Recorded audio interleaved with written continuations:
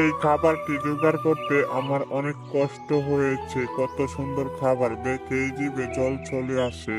এই খাবার থেকে কত সুন্দর ঘ্রাণ বেরোচ্ছে, আমার অনেক ভালোই লাগছে। ভাবছি এই খাবারটি রাত্রে বেলায় খাবো। এখন অন্য জায়গায় গিয়ে খাবার জোগাড় করে পরে খাবো। এই খাবারটি বরং টেবিলের উপরেই থাক। উল্ফটি এইরকম কথা বলে সেইখানে খাবারটি রেখে অন্য খাবার জোগাড় করতে গুহা থেকে বেরিয়ে যায় আর খাবারটি সেখানেই থাকে।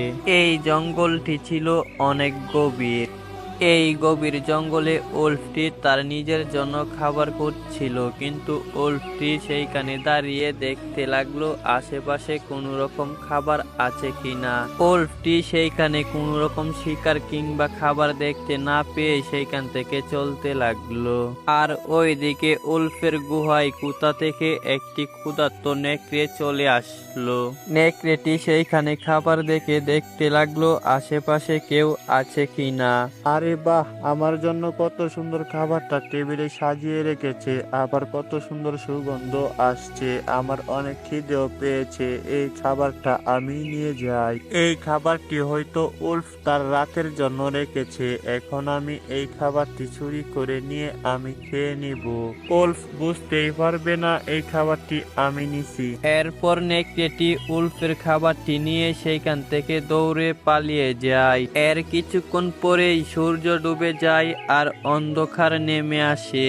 এরপর উল্ফটি রাতের বেলায় এসে দেখতে পেল তার টেবিলে খাবার নেই। উল্ফটি তার প্রিয় খাবারটি টেবিলে দেখতে না পেয়ে অনেক রেগে যায়। রেগে গিয়ে তার হাতের খাবারটি ছুঁড়ে ফেলে দেয়। এরপর উল্ফটি রাগে বলল, তার এত বড় সাহস আমার গুহায় ঢুকে আমার টেবিল থেকে আমার প্রিয় খাবারটি নিয়ে যায়। এত বড় বুকের পাটা হয়ে গেছে, দাঁড়া আমিও তোকে দেখে দিব। এই খাবারটি দিয়ে আমি তোকে ধরবো। এই খাবারটি আর আমি খাবো না, এই খাবারটিও তোর জন্য সাজিয়ে রাখবো আমি। উল্ফটি এইরকম কথা বলে তার প্রিয় খাবারের জন্য কান্না করতে লাগলো। উল্ফটির অনেক কষ্ট হচ্ছিল, তার এত শখের খাবারটি অন্যজনে খেয়ে নিল। উল্ফটি মানতে পারছিল না। আর ওইদিকে নেকড়েটি খেয়ে বলল, বাহ বাহ বাহ, জীবনের প্রথম এত সুস্বাদু খাবার খেলাম, তাও আবার উল্ফের গুহা থেকে চুরি করে। আমি প্রতিদিনই উল্ফের গুহা থেকে খাবার চুরি করে আনবো আর এভাবেই খাবো। খাবারটি খেয়ে শরীরটা অনেক ক্লান্ত হয়ে গেছে, এবার বরং ঘুমিয়ে পড়ি। এইরকম বলে তখন চোর নেকড়েটি সেইখানেই ঘুমিয়ে পড়ল।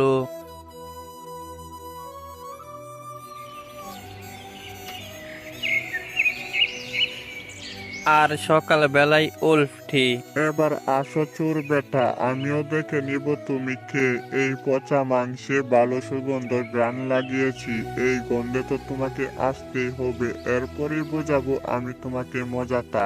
আমার গোয়া থেকে আমার খাবার চুরি করা একবার শুধু তোরে ধরে নেই, এরপরই বুঝবি চোর বেটা। উল্ফটি এইরকম কথা বলে তার গুহা থেকে বেরিয়ে গুহার পাশেই লুকিয়ে রইল আর মাংসটিকে আগের মতোই টেবিলে রেখে দিল।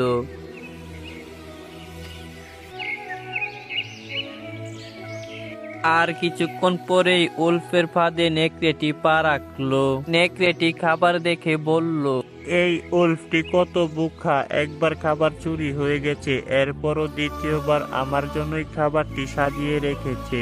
এইরকম বলে নেকড়েটি যখন খাবারটি নিয়ে বের হবে তখনই কোথা থেকে উল্ফটি চলে আসলো হাতে একটি তলোয়ার নিয়ে। বজ্জাত নেকড়ে, চোর নেকড়ে, তোর এত বড় সাহস, আজকে আমি তোর গলা কেটে ফেলবো। নেকড়েটি এরকম কথা শুনে উল্ফকে ধাক্কা দিয়ে ফেলে সেই গুহা থেকে বের হয়ে অনেক জোরে দৌড়াতে লাগলো। নেকড়েটির অনেক ভয় করছিল উল্ফের হাতে ছুরি দেখে, তাই তার নিজের জীবন বাঁচাতে অনেক জোরে দৌড়াতে লাগলো। আর ওইদিকে উল্ফটি নেকড়েটিকে বলছিল, বজ্জাত নেকড়ে, এবারের মতো তুই বেঁচে গেলি। তুই আমাকে ধাক্কা দিয়ে ফেলে দিছিস বলে, আর না হলে তোর মাথা থেকে গলাটা আমি কেটে ফেলতাম। সমস্যা নাই, তুই আবার আসবি না চুরি করতে, এরপর তোকে দেখে নিব।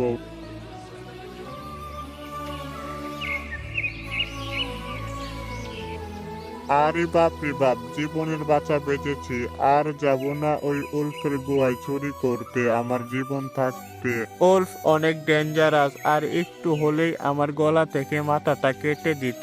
উল্ফের গুহায় আর চুরি করতে হবে না, আমি আর চুরি করব না, ভালো হয়ে যাব, খেটে খাবো। চোর নেকড়েটি এরকম কথা বলল। বৃহৎ নেকড়েটি তার নিজের ভুল বুঝতে পেরেছে, তাই আমরা নেকড়েটির ভুল ক্ষমা করে দিয়ে এই গল্পটি এখানেই শেষ করছি। তো বৃহৎ আজকের মতো এখানেই বিদায় নিচ্ছি। আর যেহেতু কার্টুনটি মোবাইল এডিট, তাই এতটা প্রফেশনাল হয়নি। আপনাদের কাছে ভালো লাগলে কমেন্ট বক্সে বলে যাবেন। তো আজকের মতো এখানেই বিদায় নিচ্ছি। সবাই ভালো থাকবেন, নিজের খেয়াল রাখবেন। আল্লাহ হাফেজ।